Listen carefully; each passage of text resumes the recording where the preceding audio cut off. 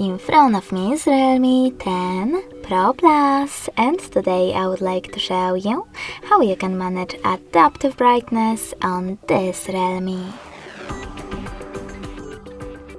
You need to start by opening settings. In them, scroll down just a bit and tap on display and brightness. After that, tap on this gray sweater next to auto brightness feature. And now adaptive brightness is on. In order to turn it off, click on the same no blue sweater.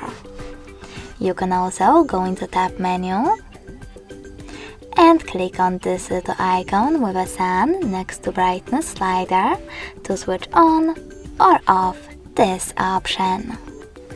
Thanks so much for watching. If you enjoyed this video, smash that like button, comment and subscribe.